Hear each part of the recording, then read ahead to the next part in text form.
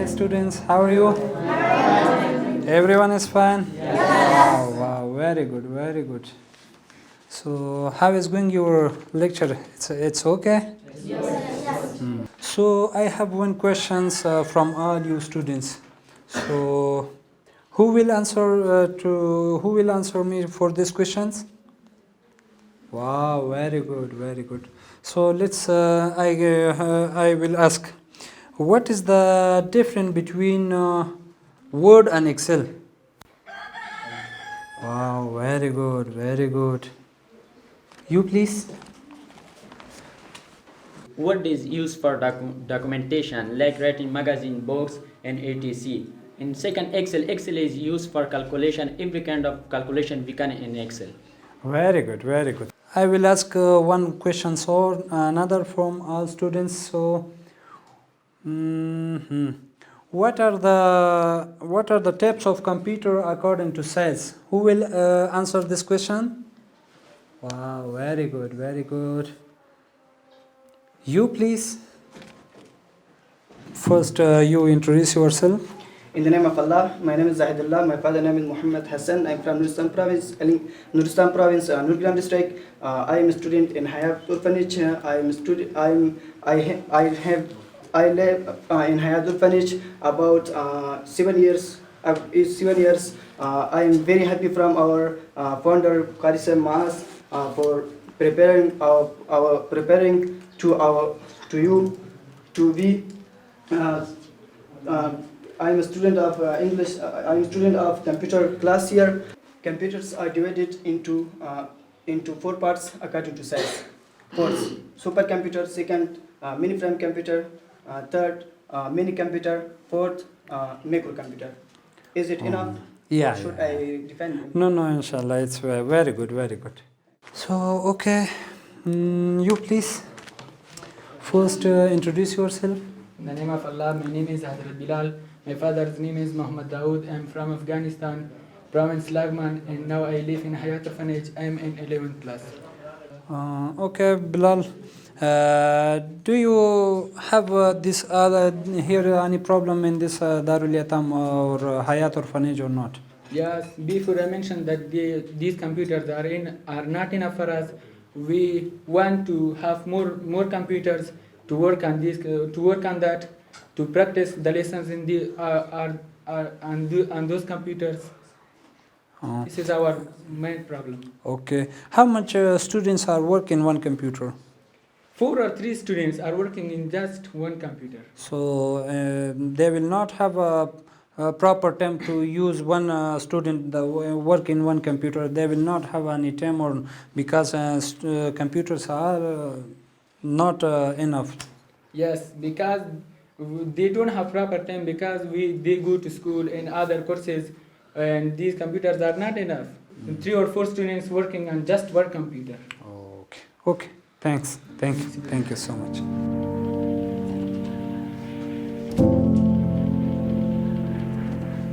درنو مسلمانانو ورونو السلام علیکم ورحمت الله وبرکات. نن راغلی وو حیات دارالیتام ته چې دلته د ګلونو زده کوونکو څخه مو لیدنه او کتنه وکړه او د دوی د ژوند هغه ځینې قصې مو له دوی څخه واورېدلې. که څه هم زموږ ګران هیواد 15 لسیزې یعنې تقریبا 50 کاله شاوخوا کېږي چې دې مونږ له جګړې سره مخ یو او زموږ ګران هیواد جګړیز حالت سره لاس او ګریوان دی. نو موږ ډېری دغه شان ګلونه زده کوونکي یا دغه شان ګلونه ماشومان لرو چې هغوی یتیمان دي. هغوی نشي کولی چې زده کړه وکړي، هغوی نشي کولی چې تعلیم وکړي. نو ډېری ورونه لکه حیات خیریه بنسټ یا حیات دارالیتام دې ته ورته نور ورونه هغوی لګیا دي د دغه شان ګلونو ماشومانو د زده کړې لپاره زمینه مساعدوي او د هغوی دپاره کار کوي تر څو هغوی په آینده کې یو ښه راتلونکی ولري. نو په موږ کې د جګړې له امله زموږ ګران هیواد یا ټول هیوادوال بدې خاطرې لري او د ستونزو سره لاس او ګریوان دي.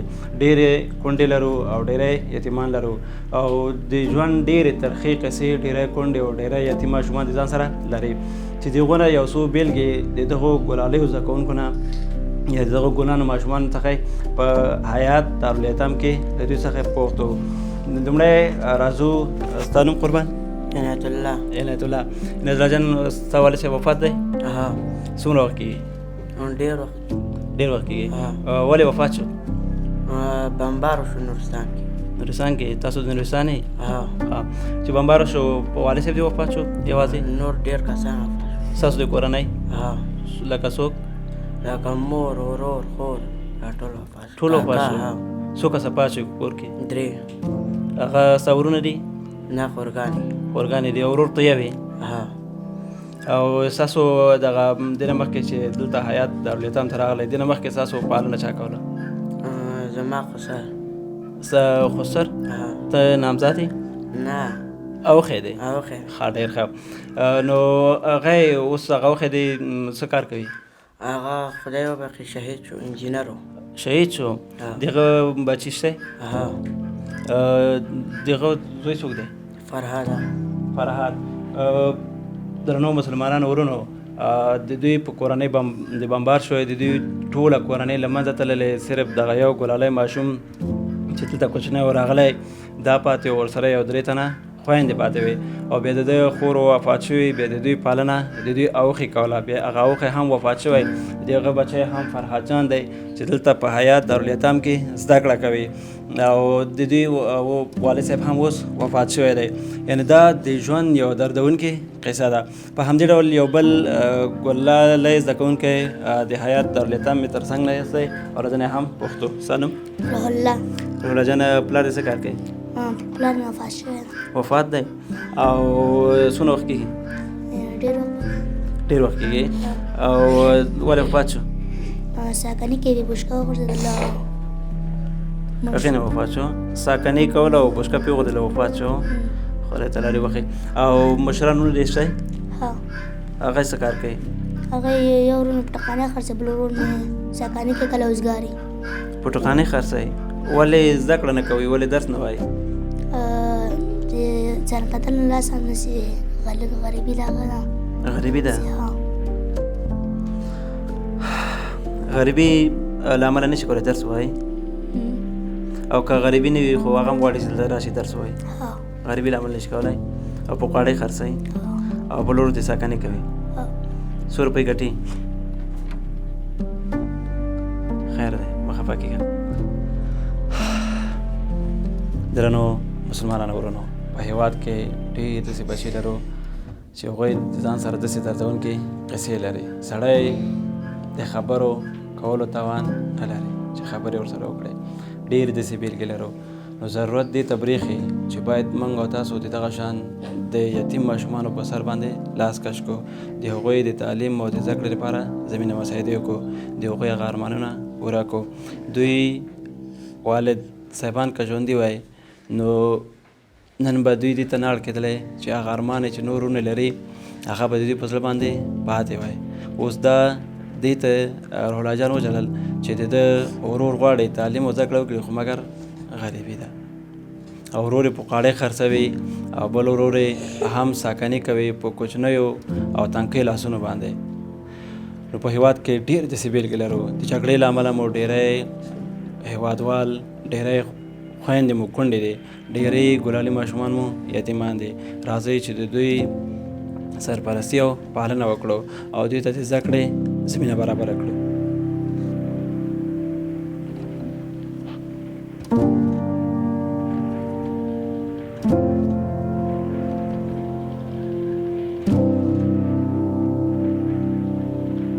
دوهمه برخه یې د ممتازو زده کوونکو ته د فراغت سندونه، ستاینلیکونه او جوایز د قدرمنو ګډونوالو په مبارکو لاسونو زموږ زده کوونکو ته ورکول کیږي.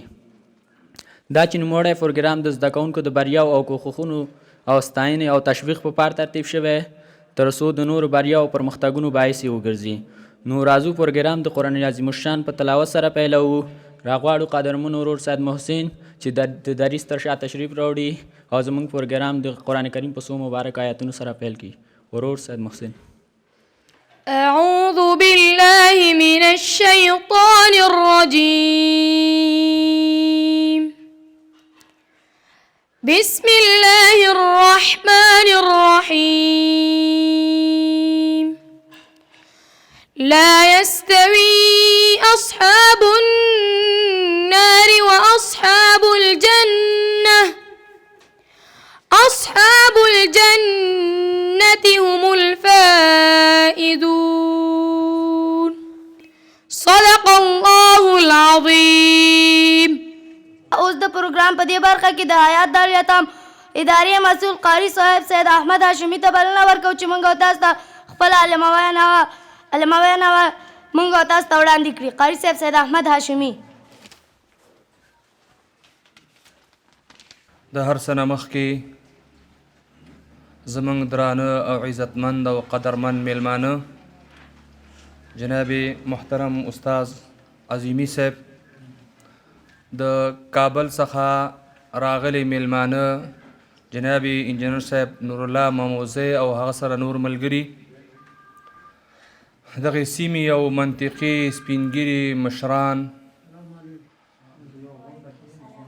ځوانان او زړونو ته رانږدې ګلونو زده کوونکو، د هر څه نه مخکې السلام علیکم ورحمة الله وبرکاته. غواړم چې د خبرو په جریان کې حیات دارالیتام په لنډ ټکو باندې معرفي کړم.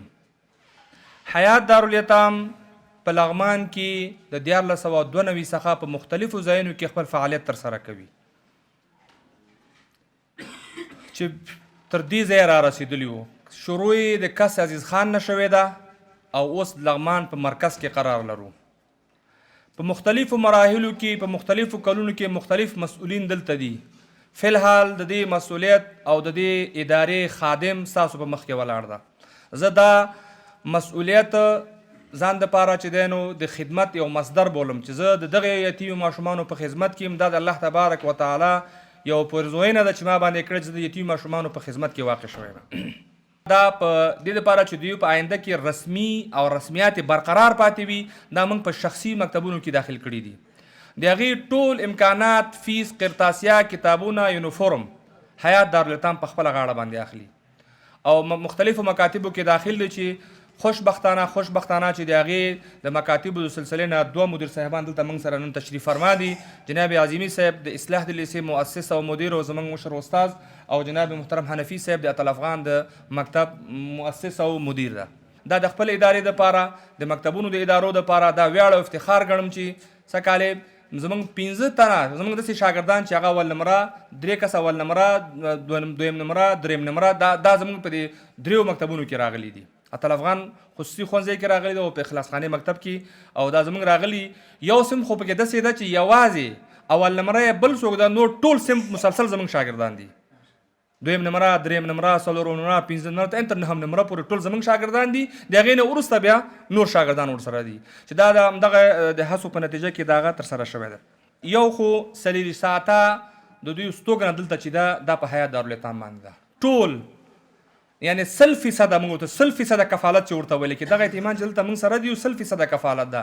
یعنې د دوی جامه، د دوی یونیفورم، د دوی مکتب مصرف، دلته خرچه، حتی ډاکټره پورې چې دوی څومره ضرورتونه پیدا کېږي، حیات دارالیتام یې د خپل امکاناتو نه د دغو ماشومانو په خدمت کې هغه کړی ده. د مکتب فیسونه دي همدغه شان د یو منظم تابلو له مخې 3 وخته د ډوډۍ تنظیم ده چې تاسو کولی شئ. تابلو ته مخامخ لګېدلې ده. طبي خدمات دي، که چېرته خدا ناخواسته که ماشوم ته ضرورت پیدا کېږي، کومک اولیه په داخل کې لرو. د هغې نه وروسته که کوم ضرورت پیدا کېږي د شفاخانې او د ډاکټرانو سره موږ همیشه په تماس کې یو، انشاءالله دا عاجل طور باندې دا هغه ترسره کېږي. نو د دې نه وروسته حتی چې د دوی په هفتوار ډول باندې دغه درسونه چې زموږ په خپل داخلي استادان یې ورکوي. په هفته کې 2 ځلې 2 درسه هفته کې موږ آنلاین درسونه لرو چې خارجي استادان ورته په انګلیسي کې تدریس کوي. هغه دوی سره انګلیسي محاوره کوي. د دوی انګلیسي زده کولو لپاره آنلاین سیستم دلته موږ فعال کړی دی چې د وای فای سیستم د وجې نه زموږ خارجي استادان زموږ دغو ماشومانو سره د خارج نه هغه کوي، کار ورسره کوي او د ژبې زده کولو لپاره کې هغه مهارتونه دوی ته هغه کوي. موږ په 2 اخترونو کې د دغو ماشومانو کورنیو سره بالخصوص په لوی اختر کې د غوښې همکاري کوو چې دغه محل هغه ټول شریکان دي، بلکې یوازې دوی نه بلکې سږکال موږ 1.5 کورنیو ته د اختر غوښه چې دی نو همدغه حیات دارالیتام هغه مشرتابه په هلو ځلو باندې هغه ترلاسه شوي او دغه زموږ خپل دارالیتام یتیمان او زمن کې په شاوخوا منطقه کې چې نور څومره کونډې او یتیمان دي هغې ته موږ رسولی ده. او په کال کې 2 ځلې علمي او سیاحتي برنامې لرو. چې کله په داخل دی ولایت کې او کله خارج دی ولایتو ته زموږ دا ټول شاګردان یوې ورځې دپاره کله یو 2 ورځو دپاره خپل ټول وسایل ځان سره اخلو چې تر څو هغه درس په جریان کې د کال په جریان کې چې کوم ستړیا دي حس کړي دي هغه ستړیا د ختمولو دپاره کله کله ورته د ولایت نه بیرون هم یو چکر ورته ورکوو چې تر څو د خستګي رفع شي. دا ټول خدمات چې دلته ذکر شو دته ورته نور خدمات او د لا عقیدو لپاره دا د دغه دارالایتام مؤسس د دې وطن اصیل او مخلص بچی جناب قاری صاحب معاذ عربي په هلو ځلو د هغې په مالی همکاري او د هغې په منډو تړلو باندې دا ټول ممکن شوي دي. دا ډیره لویه خبره ده. دومره خدمات چې انجام کیږي دا همدغه یو تنده چې الله تبارک وتعالی د هغې په عمر او علم د هغې په ملګرو کې چې اعتماد کړي. حتی ځینې ملګري داسې دي چې خارجیان دي، پاکستانیان دي، بنګالیان دي، مسلمانان دي، هند نه دي، مسلمانان دي، دوی سره چې دی نو وخت په وخت باندې کومک کوي. الله تبارک وتعالی هغه ټولو ورونو چې خارج کې دي کو داخل کې دي چې زموږ د دغه برنامې د قوي کولو لپاره پیاوړي کولو لپاره دغه ادارې سره د دغه ادارې لاسنیوی کوي. موږ ته نه مننه او قدردانۍ کوو د هغې د لا ملاتړ په هیله باندې وو. الله تبارک وتعالی دې په دې وطن کې داسې وګړي لا ډېر کړي. په آخر کې یو ځل بیا تاسو ټولو مشرانو ته، تاسو ټولو قدردانو ته د زړه کومې مننه کوم چې زموږ په بلنه باندې مو د دغو ماشومانو په شونډو باندې مسکا راوستله. الله تبارک وتعالی دې تاسو ته د دې اجرونه درکړي. حیات دارالایتام اداري مسؤل قاری صاحب سید احمد هاشمي څخه نړۍ مننه کوم چې خپل هراړخیزه وینا یې ګرانو حاضرینو ته وړاندې کړله. Now I would like to invite Brother Hazrat Bilal to come to the podium that present the topic to the participant. I am Hazrat Bilal, son of Muhammad Dawood, student of Hayat Orphanage. I would like to share some information about education. And there is another verse of Quran Kareem which is قُلْ هَلْ يَسْتَوِي الَّذِينَ يَعْلَمُونَ وَالَّذِينَ لَا يَعْلَمُونَ, which means are those who have knowledge are equal to those who have not knowledge? No, they are not equal. They are like black and white. They are like day and night. ورور عبدالوهاب ته بلنه ورکوو چې د سټیج تر شا تشریف راوړي او قدرمنو حاضرینو ته خپله ترانه واوروي. رشاد مینې یو فضا جوړه کړه، له نفرتونو ناس نه جوړېږي، د هر یتیم پخلی خندا جوړه کړه، له دې دردونو ناس نه جوړېږي، له دې دردونو ناس نه جوړېږي. د محترم ورور عبدالوهاب څخه یو جهان مننه. اوس د پروګرام په دې برخه کې ګران ورور روح الله او د هغه ملګري یاسر ته بلنه ورکوو چې راشي درنو حاضرینو ته حدیثونه واوروي. بسم الله الرحمن الرحیم. قال رسول الله صلی الله علیه وسلم انما الاعمال بالنیات. نبی کریم صلی الله علیه وسلم فرمایي د ټولو عملونو اساس پر نیت ولاړ دی. قال رسول الله صلى الله عليه وسلم إذا لم تستحي فاصنع ما شئت. نبی کریم صلی الله علیه وسلم فرمایي کله چې د حیا له لاسه ورکړه نو بیا د زړه څه غواړي هغه کوه. صدق رسول الله صلى الله عليه وسلم. I want to talk about Quran. First, what is Holy Quran? The book composed of sacred writings accepted by Muslims as revelations made to Hazrat Muhammad sallallahu alayhi wa sallam by Allah Jal Jalaluhu through the angel Jibreel. It has 6,666 verses in 114 surah, which contains stories, orders, and social, political and economic gains. Thanks very much. موږ تاسو ته حدیثونه د انګلیسي ترجمې سره وړاندې کی. محترم ورور جواد او د هغه ملګری شاسوار.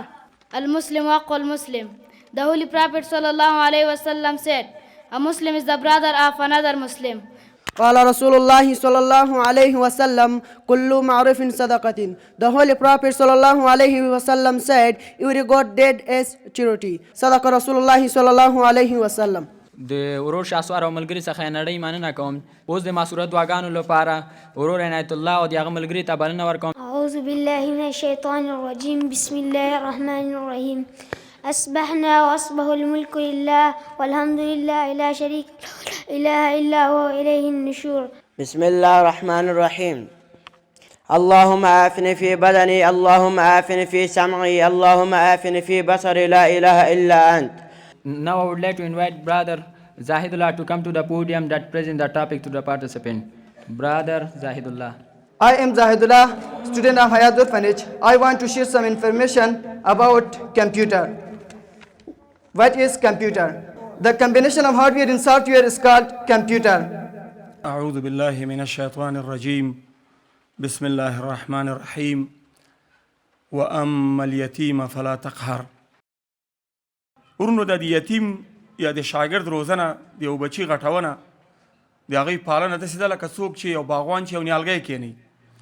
ځکه یتیم روزنه د یتیم پالنه یوازې دا نه ده څوک پیسې ورکوي، څوک په اروپا، امریکا، لندن، افغانستان، پاکستان، هندوستان، تاجکستان، ایران کې ناست ده، هغه جانه پیسې رالیږي. کور دی زر والے آبادي، دا ممولې ډونرې، څوک چې پیسې رالیږي، څوک چې منډې وهي. قاري صاحب معاذ عربي ته دی الله اجر ورکوي دا انډیوالانو ته چې هلې ځلې کوي زموږ دا بچي روزي. یو بچی 5 بچی هم چې موږ ته وروزي دا ټوله دنیا ده، موږ ټول د افغانستان دنیا ده موږ ته. او بیا دا د پیسو تمویل او رالیږنه او دا کور نیونه او دوی باندې مصرف کول دا یو اړخ ده. بل اړخ یې تربیه کول دي، روزل دي، تعلیم رسول دي، د دوی جوړول دي، د دې هغه روزنه چې عقیدوي روزنه، اخلاقي روزنه، فکري روزنه، داسې سمونه چې سبا دا ګمراه نسي، نور خلک پرې لوبې ونه کړي. مسیحیت ته، کمونیستیت ته، نیشنالیزم ته، کمونیزم ته، امپریالیزم ته، نورو ازمونو ته خدای نه خاصه لاړ نسي، یوازې همدا اسلامیزم او اسلام باندې رواني. موږ دغسې بچي غواړو. یوازې په لغمان کې یو دارالایتام ده، هغه ته دا د حیات دارالایتام وایي. خدای نه خاصه که دا هم د موږ له لاسه ووته د یتیمان به ټول په کوڅو کې ګرځي. دغه واړه فعالیتونه چې دلته دوی روان کړي دا همداسې دوامداره او متواصلي، د دې نتیجه به تاسو وګورئ. که 15 کاله بعد موږ ژوندي وو، همدغه حالت کې وو، ژوند دی موږ، دلته به راسو تاسو به وګورئ چې دومره قوي زلمیان ځوانان دغه بچی نه جوړ سوي چې هر یو ورته ګوته به غاښئ چې دا څنګه وروزل سو. ما مخکې د نیالګي مثال ورکړی، دا به داسې رواني انشاءالله داسې تدریجي ډول باندې، ځکه د دې د اساس چې ده قوي ښودل سوی، پوخ ښودل سوی او د پخو خلکو په لاس کې ده. امید ده چې انشاءالله دا پاخه خلک به خپله ایمانداري نور هم ښیي. موږ هم ورسره من حیث مشاورین همکارۍ ته حاضر یو، څومره هم چې وس رسېدل هغه ته یې نه سپموو. زه دغه بچي چې دې نه فارغان سوي دي، اول جناب هاشمي صاحب ته او بیا د دوی استادانو ته او پرسونل ته او دوی بچیو ته او د دوی اولیاو ته مبارکي وایم. الله تعالی دې د دوی په ژوند، مال او عزت او کورنیو کې برکت واچوي. په دې کې یو ګروپ هغه ځوانان دي چې هغې قرآن شریف په ناظره باندې خلاصه کړې ده، نو هغې ته اولویت ورکوو، هغې ته د هغه دپاره چې د هغې باندې د شفقت او د مهربانۍ لاس راکاږي او د فراغت دسمال باندې واچوي. جناب محترم قاضي صاحب، عظیمي صاحب، محترم مدیر صاحب حنفي او مولوي صاحب محترم دې دلته راشي او د هلکانو ته د فراغت رومالونه او هغه په سر کې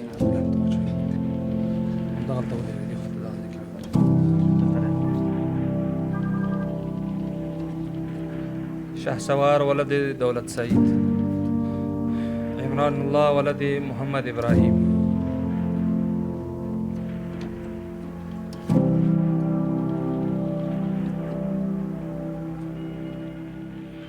الله تبارک وتعالی دې دوی ته، د دوی میندو ته او د دوی پلرونو ته، قبرونو ته د قرآن کریم هغه اجر او ثواب ورته ورسولی کړي. ډېر زیاته مننه د مېلمنو څخه، ډېره مننه. د لغمان پوهنتون پیاوړی استاذ ماستر محترم استاذ وفي الله مموزي ته بلنه ورکوو چې هغه راشي زموږ د کمپیوټر فارغانو ته د هغې اسناد ورته ډالۍ کړي.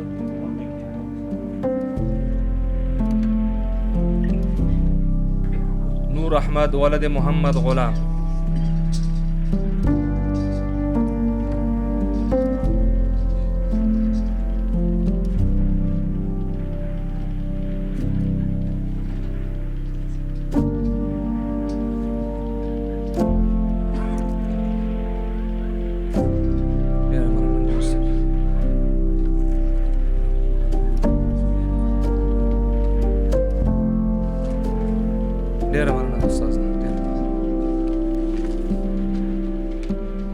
محترم عظیمی صاحب او د طلبغان د لیسې مدیر محترم حنفي صاحب ته بلنه ورکوو چې زموږ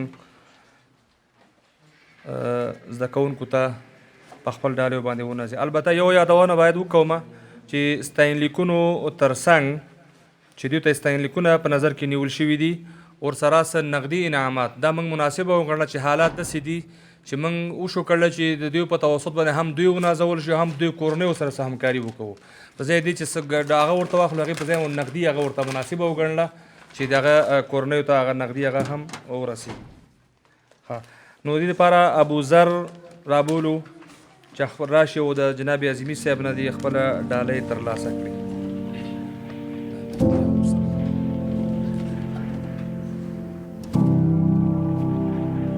بل اول نمره اتل افغان په مکتب کې اول نمره ده روح الله ولد سید عمر هغه د جناب حنفي صاحب نه خپل هغه ترلاسه کړي.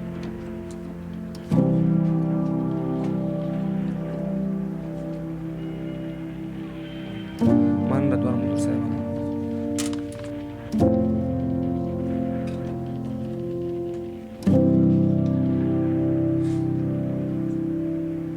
ډېره مننه.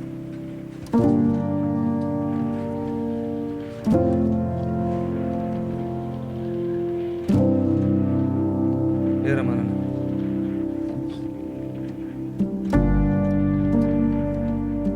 چې زمونږ په دارالایتام کې چې کوم کلاسونه دي په هغه کلاسونو کې ممتاز درجه دغه هلکان چې دا په مکاتبو کې د مکتب په سطح باندې اول نمرګان او دویم نمرګان او دریم نمرګان راغلي وو. دا اوس چې کوم شاګردان رابولو دا زمونږ په خپل داخلي صنفونو کې په کمپیوټر او په انګلیسي او په نورو فعالیتونو کې ممتاز نمرات ترلاسه کړي دي. نو د هغې دپاره انجینر صاحب خان محمد تشریف راوړي.